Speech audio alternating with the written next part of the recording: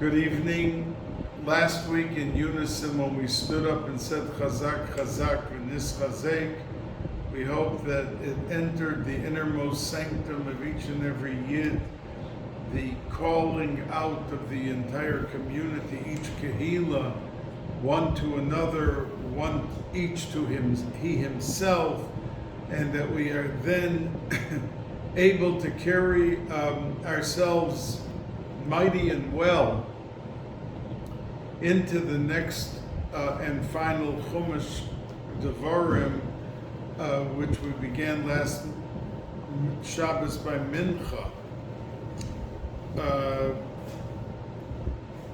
Tonight, I'm saying this shir to you on Tuesday night, which begins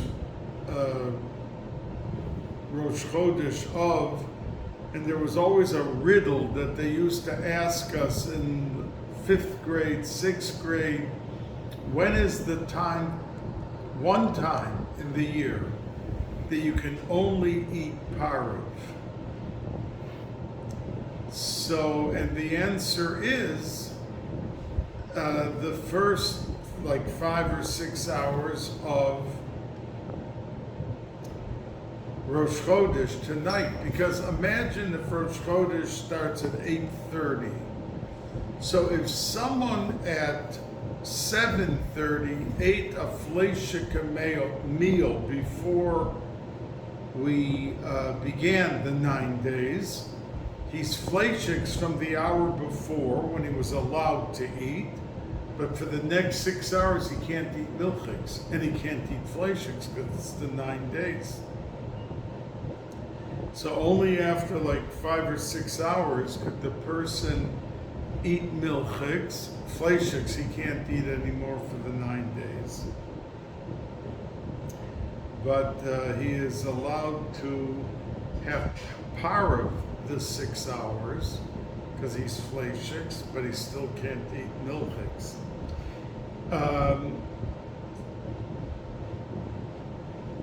We know that the yard site, and I want to take just 2 minutes, 3 minutes of the time to speak about the Arizal, because his yard site is Hay of, which is this coming Sunday night,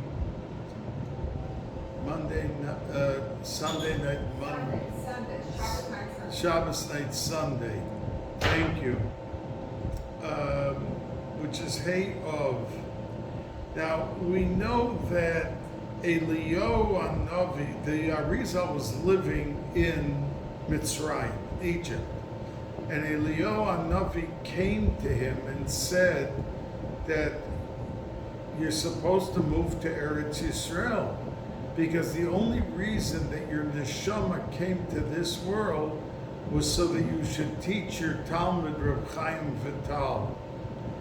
Now, Reb Chaim Vital, his father, Rabbi Yosef Vital,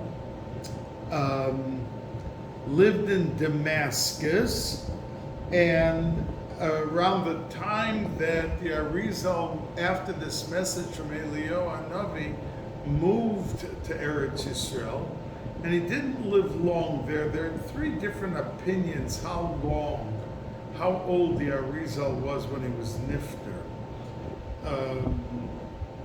Some say 38 years, most say 36, and some even say 33. And because it's the quality of the life. If you only live 30, even 38 years or just 36 years, I mean, for such a personality and what he achieved in this world, is unbelievable that he was able to do it in 36 years. But the answer is that the Arizal was able to accomplish in the 36 years what some don't accomplish in 100 years. I mean, someone could be 15 years old, and every year he was growing better and better and doing more and more and expanding his ruchnias. But then he came to a certain point that he basically stopped. So even though he died at age 88, he was only living the years of a 15-year-old because he stopped growing at 15.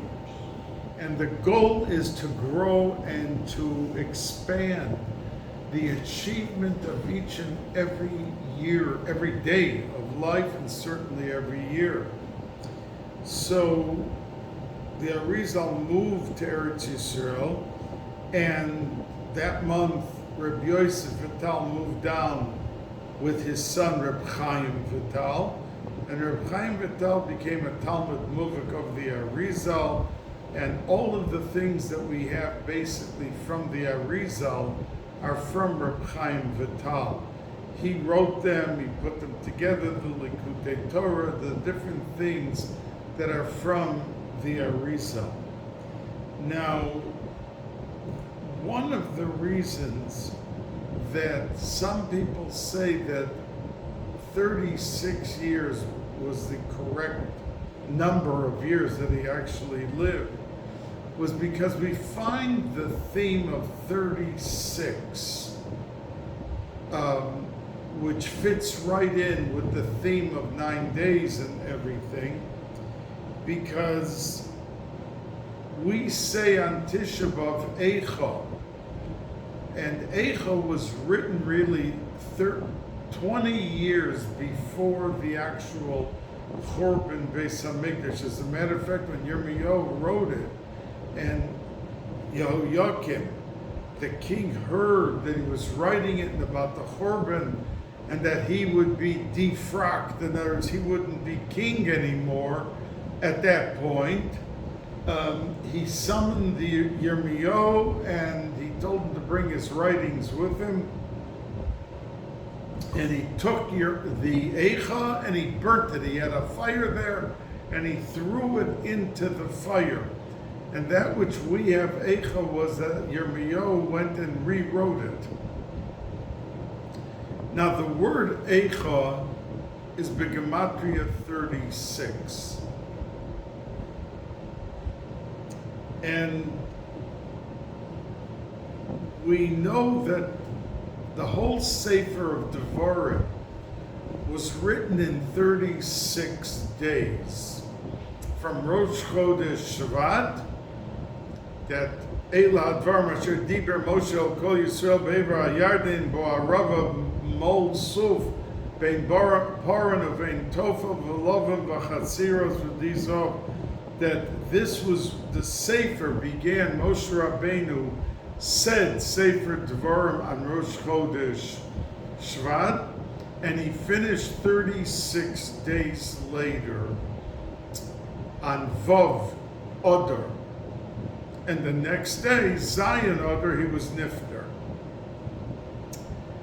And there is a famous question, why is it that it says Eila Hadvarim Asher Diber Moshe El Kol Yisrael?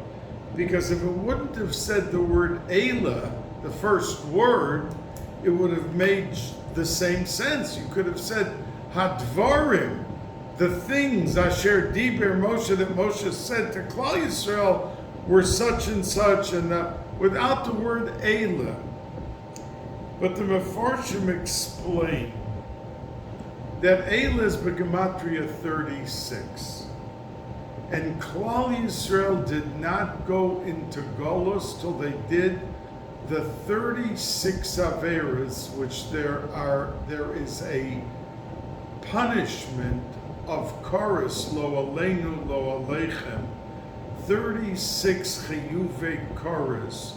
And until they did it, which is basically, I mean, if you eat Yom Kippur, Chas v'Shalom, it's a Chiyuv Chorus. If a person doesn't have his son, doesn't give his son a bris on the 8th day, every day afterwards, he has a Chiyuv Chorus, the father. When the boy turns 13, the Chiyuv Chorus goes on him. He has to then take things into his own hands and make sure that he gets a bris. And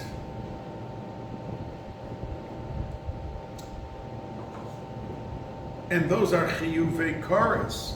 If someone didn't bring the korban Pesach, which Pesach and Milah are the two positive commandments which a person must do,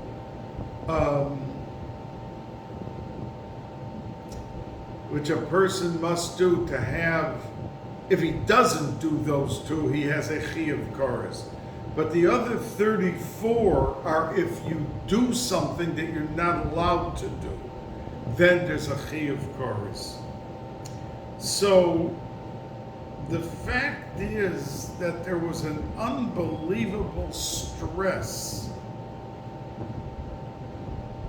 on this and underscored this, what I'm saying to you about 36, that some say those who believe that the Arizal lived 36 years was because in his 36 years he was mitayr a lot of Klal Yisrael of these 36 Averas. And the reason that we start with the word Eila, because it's Begematria 36, to tell you that he spoke for 36 days because he wanted to impart into each and every Yid the cementing factor of holding together Eretz Yisrael and not having the Churban, because if they wouldn't have done these 36 Chiyuvei Kares, then they would not have had Churban Beis HaMikdash. So the theme, and that's why Eicha, the word Eicha, is Begematria 36. We keep coming back to the 36 because that was the problem, the yesod, the root of the problem, that we were over the 36. So the Sefer Devorim begins with it, and it always is Shabbos Chazon Eila Hadvarim, which is the Shabbos before Tisha B'Av.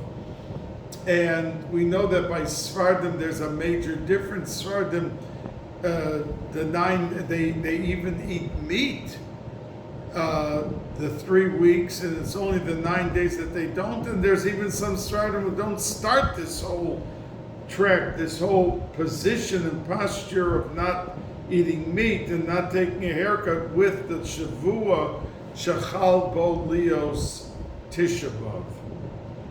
Now, the Arizal says that the 3 Shabbosos of the 3 weeks are the 3 biggest Shabbosos HaKadosh Baruch Hu created when he created the world in the Sheshes Yemei Bereshis, that these 3 Shabbosos were destined to be the biggest, because Tisha B'Av is a day that is so big, it has incorporated into the afternoon, the daytime after Chatzos, that Mashiach, once he has the Ratzon to reveal himself, and therefore we Kara Lai Moyed, we do not say Tachnun on Tisha B'Av, because it's a day destined to be a Yom Tiv, but the other fast days are also destined to be a Yom Tiv, because the Navi Zechariah said that Tzom Revi, Tzom Chamishi, Tzom Asiri, Tzom Shvi, that all the Asar B'Teves, that Tzom Gedalia, the Shivas B'Tamez, Tisha B'Av, that they will all turn into Yomim Tovim. But we still say Tachnun on other fast days. So if it's going to be a Yom Tiv, just like Tisha B'Av, why do we say Tachnun?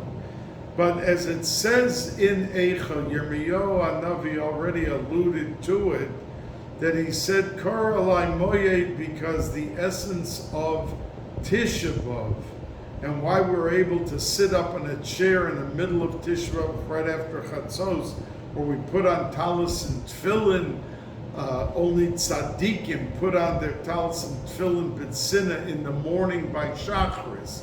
The whole Klal Yisrael does not do that. When tzaddikim come out to mincha, They are wearing their talis with not Rabbeinu Tam, with Shimusha Rabbah, holier and holier types of tefillin. By the way, the tefillin that we are yotze the mitzvah is with Rashi tefillin. I say it to you because today, Chavtes Adar, is indeed the yortzeit of Rashi. Today, Rashi was nifter in 1105, the Goyish year 1105. The Rif was nifter in 1103, 2 years before Rashi. But Rashi, exactly 1,000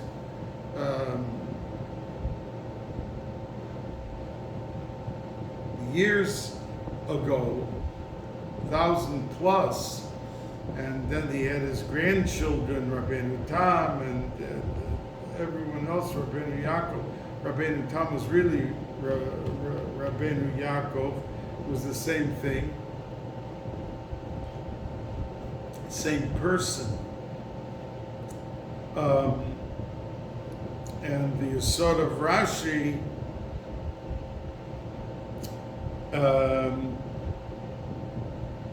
and Rashi says, which I'm about to quote in just a moment, something interesting, very interesting, what he says about the beginning of our Sedra. But in any event, Rosh Chodesh begins tonight, and those who have a siyum are able to eat the fleishiks as part of a siyum, and it means with a minyan. It doesn't mean if a person makes a private siyum himself that he should eat fleishiks. It should be betzibur, where you can say kaddish and everything else.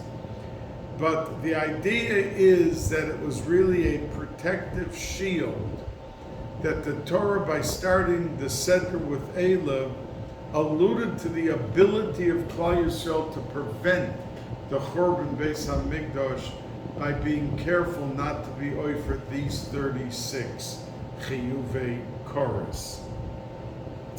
Now, at the very beginning of the Sedra, it says that Rashi, that Moshe Rabbeinu wanted to give Musar, Tochacha, to the Yidden, and he mentions a number of words.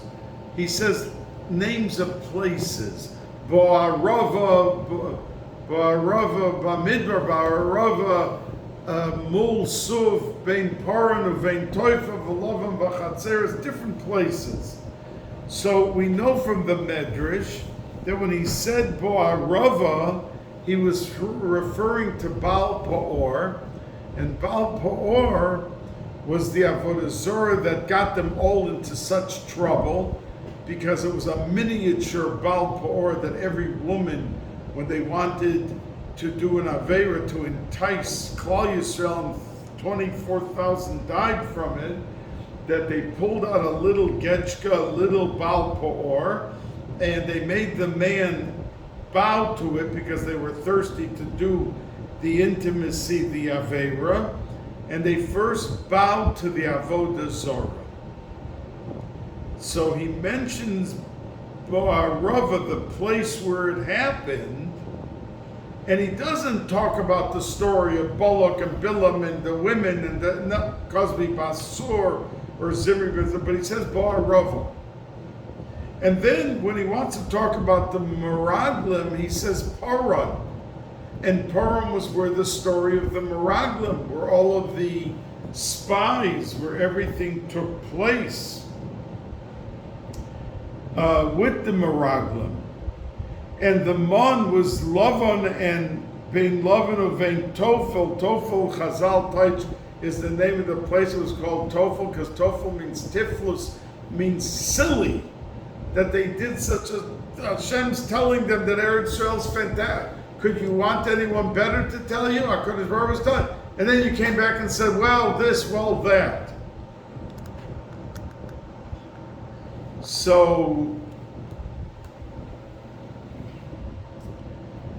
And in Lovin and Tofel, that's where the story of the Mon happened, and the tragedy from everything that they were complaining that they don't have this, they don't have that. So okay, they got the Mon, and even that wasn't enough that they were complaining. It's the same thing each and every day. I mean, they didn't have to, go to the washroom after they ate the Mon. They had such miraculously existence in the Midbar, yet they were complaining. And that happened in Tofel and Lavan. Now Chatzeros was the story of Korach. And the story of Korach happened there. And then in Dizov, it's referred to as lots of gold because that's where they made the ego. So all of these places are, rather than saying blatantly, the Aveira did there, they just named the place. So the Chazal say that why did Moshe Rabbeinu do that? He did it to be able to maintain their dignity. That to stand in front of people who were guilty as could be, they did these things. It wasn't an exaggeration. But even when someone does something, you have to try to encase it in your words to that person that they should be able to maintain a little bit of their self-respect. Yes, they tripped, they did tshuva and everything, but in mentioning it, it brings back the embarrassment. But in how you mention it, and his choice was to only mention the city, and they would have understood, they remembered very well what happened in that city, without saying, you did this or you did that. But just mention the city would be enough to be able to encase rebuke, and that it should have a meaningful effect on them as they were being reminded of what they had to do tshuva for, and reminiscing back to the difficult times of what they were doing.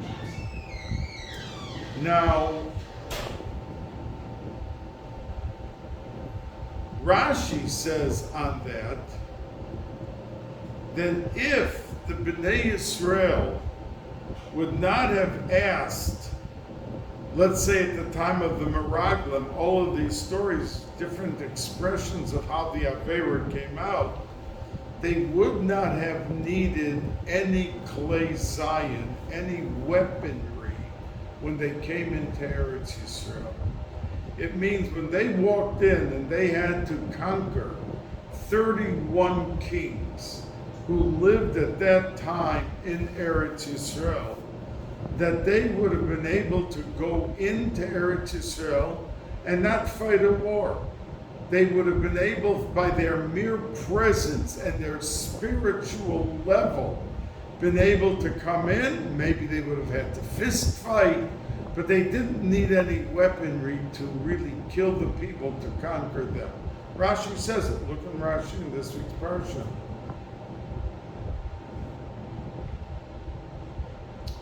So what does it tell us? That when a Yid does the right thing, he does a mitzvah lishma, he learns Torah lishma, he does the chesed lishma, that not only does he get schar after 120 years, not only does the ruchnius seep into his gashmias here in this world, but it provides him with a protective shield.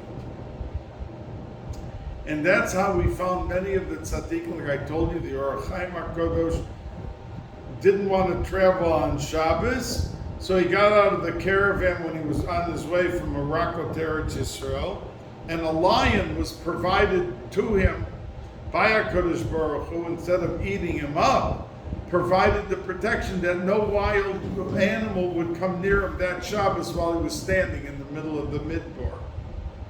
because the higher the ruchnius, the more protection a person can have. And that's why Al Pi Kabbalah, the Talmidim of Rabbi Akiva, asked him, Ad Kan Rabbeinu, that he said, he called out Shema Yisrael, Hashem Elokeinu, Hashem Echad, and they asked him, why only until here? Why are you stopping by Echad? Because if you say, V'yahavta Eis Hashem Elokecha, the last letter of Eis is a Tov, the last letter of Hashem is a Hey, and the last letter of Elokecha is a Chaf.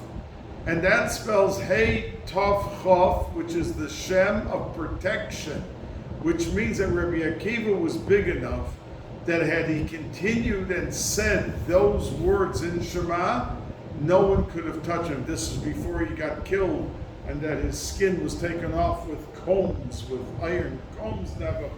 That he didn't have to subject himself to that. And the Talmidim called out, Rebbe, Ad Kan, you're stopping by Echad, keep going the next few words. They won't be able to touch you. And he answered them, says the Gemara, that I waited my whole life to be able to be Mekadesh Shem Shemayim, so I'm not saying it, and they're going to end up killing me. And I'm leaving the world with Hashem Elokeinu, Hashem Echad.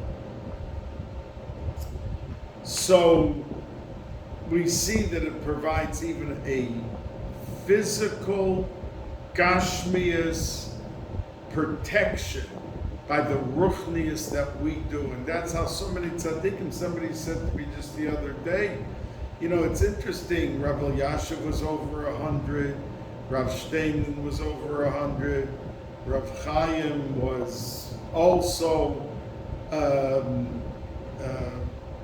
Yehuda Lefkowitz, Zechronim Levracha, was 104. All of these names, all of these tzaddikim in our time, in the last 20 years, many of them were nifter. Rav Chaim Pinchas Scheinberg, 104. That all of these tzaddikim were able to, and they went through life. They didn't enjoy luxury. They were filled with shiurim, shas, Rambam, Zohar. That all of the ruchnias fortified them to old age, and you find many people who are not religious, and they're running 5 miles a day, and they're eating this, and they're taking this vitamin, and at 78 they die. They didn't live like Reb Chaim Pinchas Scheinberg to 104. And Reb Chaim Pinchas Scheinberg was not running 5 miles every day. Because the vitamins that seeped into his physicality, the ruchnias, fortified him and gave him old age. So that's why Rashi says that if they wouldn't have had all these problems with Baal Peor and with Korach and Egel, they would have gone in at the end of their sojourn in the Midbar. They would have gone into Yisrael without any clay Zion. Now, in Eicha, we say, Eini, Eini, Yordamayim. That my eyes, pour down tears. So the Arizal says that every aver of a person is connected a different, 12 avarim connected to 12 months. 12 avarim connected to 12 months. Now, he says that the Tammuz and Av are connected, the Tammuz is connected Ayin Yamin, the right eye, and Av is the left eye, Ayin small. And that we do tshuva with our eyes during these 2 months, and Yirmiyahu was saying, Eini, Eini, Yordamayim, to do tshuva and a tikkun of the Einayim. The tikkun was so bishlemus, explains the Arizal, that's how the Gemara says that the Benos Yisrael, the girls on Chamisha Asar Ba'av, went out into the Krumim, into the vineyards and into the lush landscape, greenery, and told all the Bachim to pick up their eyes and look at them, and there were Shidduchim done. Now, tell the boys to pick up their eyes, it doesn't sound very proper within the framework of how we deal with our activities and our Devorim and what we do say and do look and don't look. But since, says the Arizal, that there was such tikkun einayim in Tammuz and in Av, that is how they were able with a purity to look at the girls and to be masig who was the bar sherter, and they did the shidduchim. And that is what Eini Yordamayim stands for in the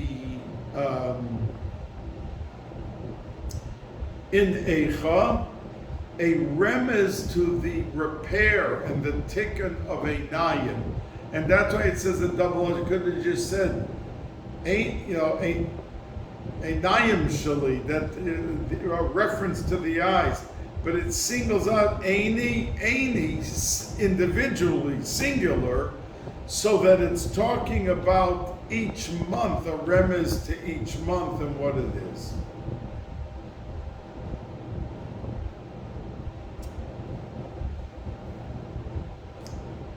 Now,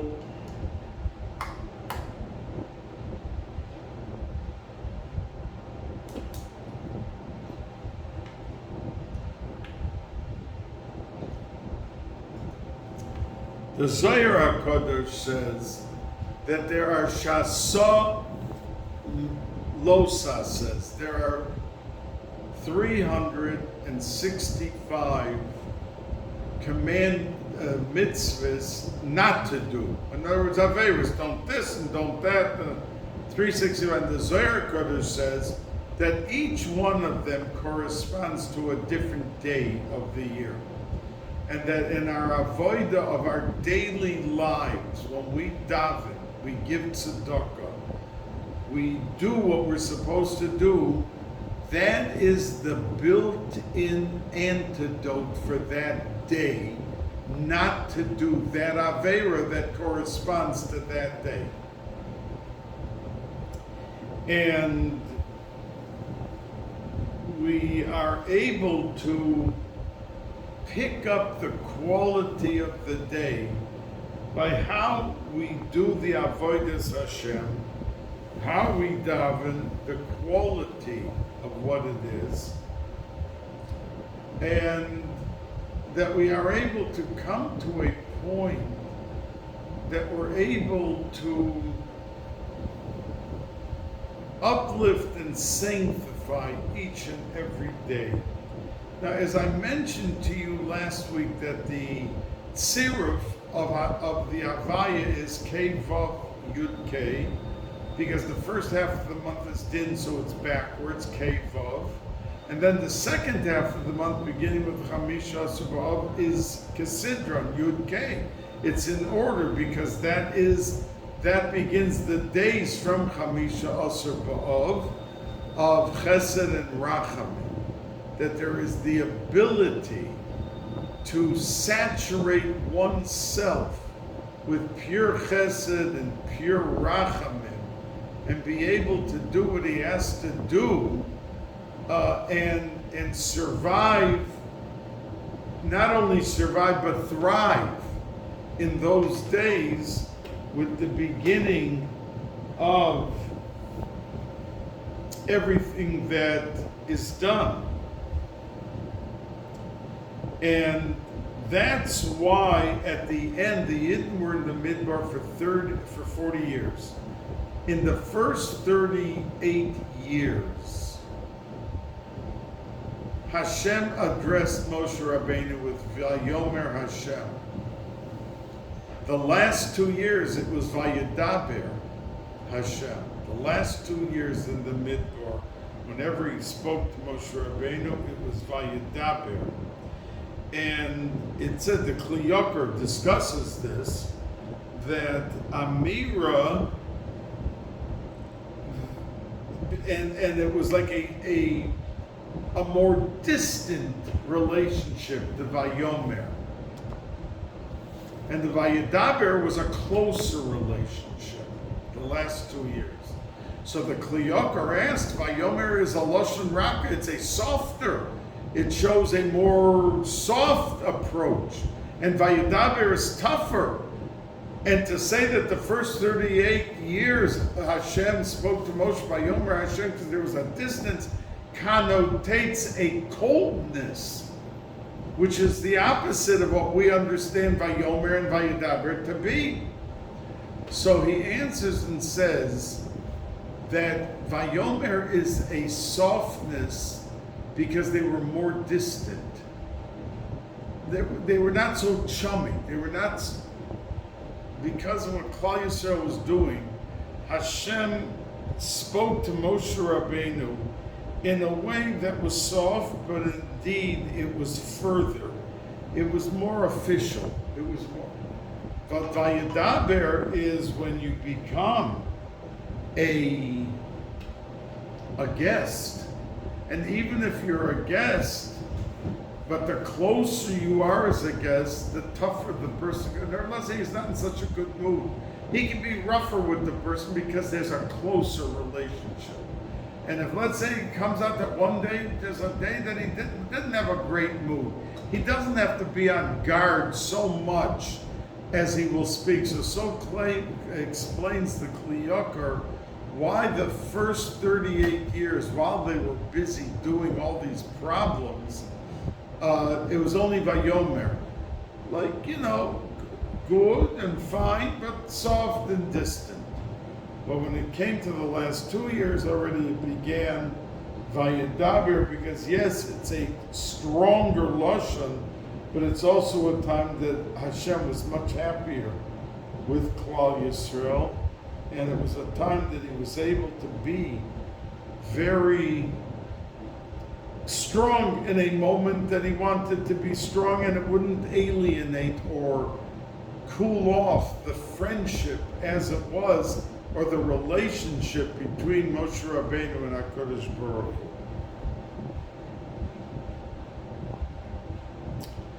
Now, I want to say to you an important word.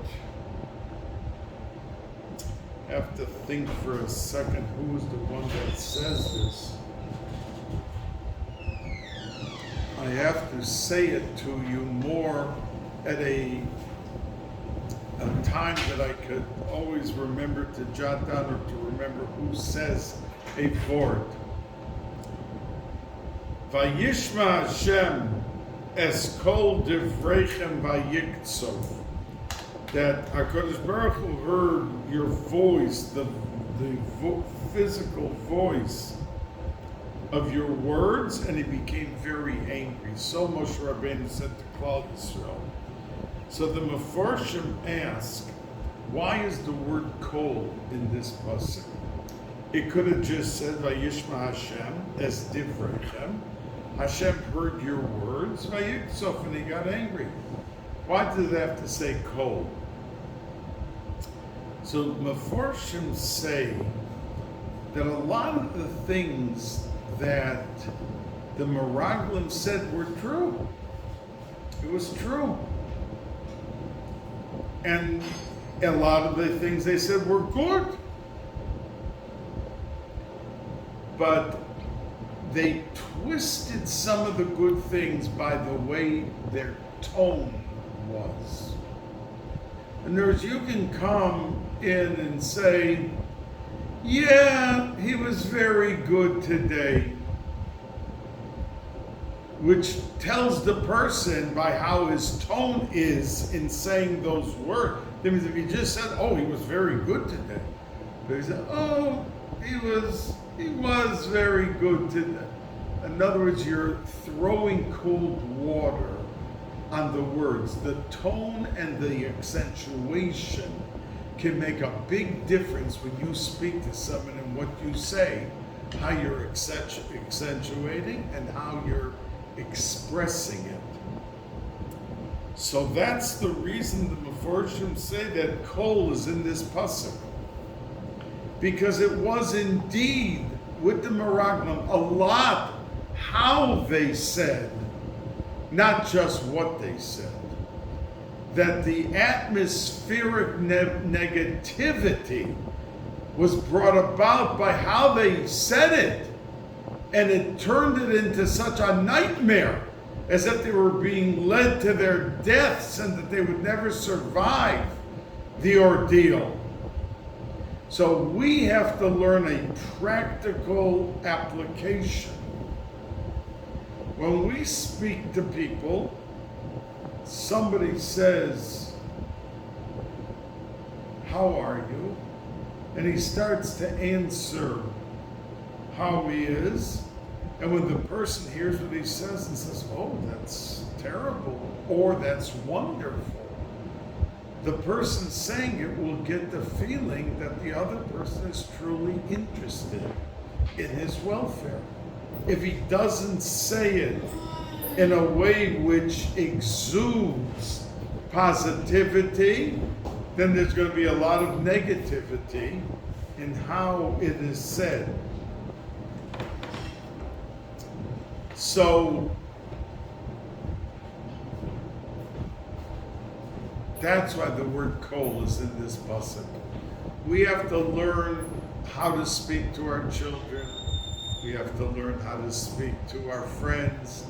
We have to learn how to take the extra 3 seconds, not 3 minutes always, sometimes a few seconds, in looking at the person, and that sets the tone in our facial reaction.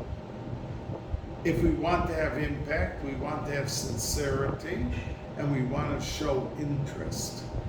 Our tone, our tone, our tone, as kol divrechem, is crucial. Now, in the 4th pasuk, I think it is, Acharei hakosu eis sichon melech ha'amori v'eis og melech haboshan asher yoshev ba'ashtaros be'edrei. Then, after he mentioned, now, Sichon and Og were great conquests of Klal Yisrael. And then it says, right after he mentions Sichon and Og, their fighting and their success, he says, Be'er Moshe, Hoel Moshe Be'er Zatorah Azos Hashem Elokeinu Diber Elenu B'chorei B'leimor Rab Lochem Sheves Ba'or Hazeh. That he begins with the Tochacha. And the Mefarshim are curious.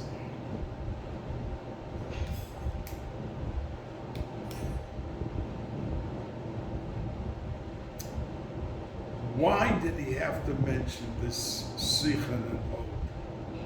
That wasn't part of the Tochacha, but it was a serious challenge, and it was a successful challenge to teach us that when you want to direct a person, and mixed in to the ingredients of that lesson, direction, or criticism,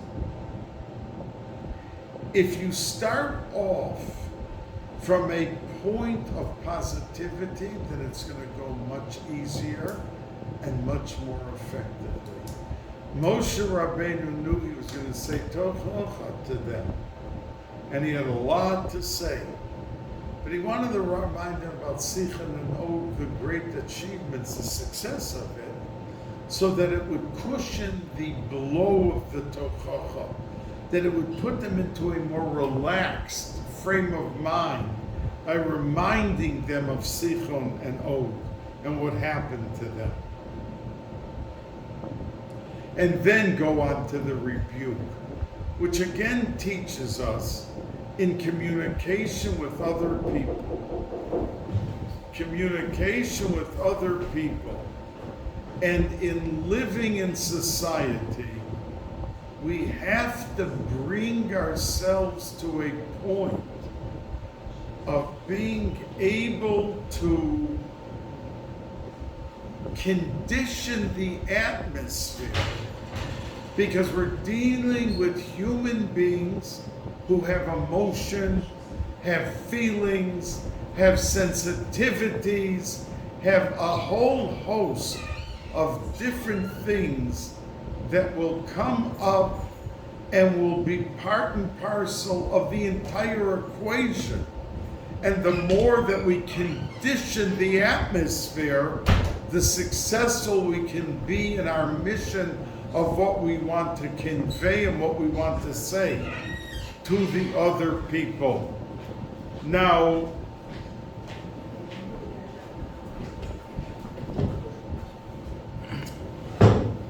the Torah says, Ho'el Moshe, and the Mefarshim question,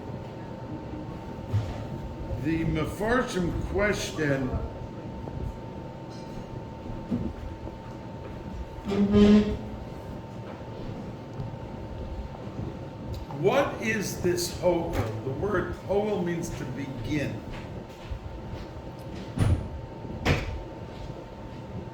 But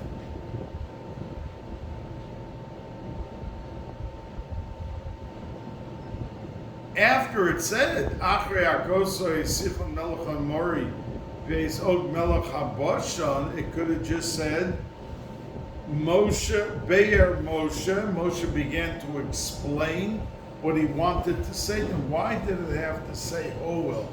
He began. So one of the Mefarshim say that the word Ho'el is the same letters as Eliyahu.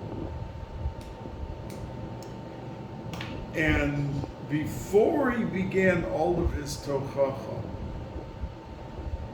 he wanted to remind them that our goal in life is to bring Mashiach and Geula. That means, yes, we want to daven for the sick. We have to live each and every day with what we encounter and what we have. We have to daven for the sick. We have to daven for shidduchim. We have to daven for parnasa. We have to daven for children, good children.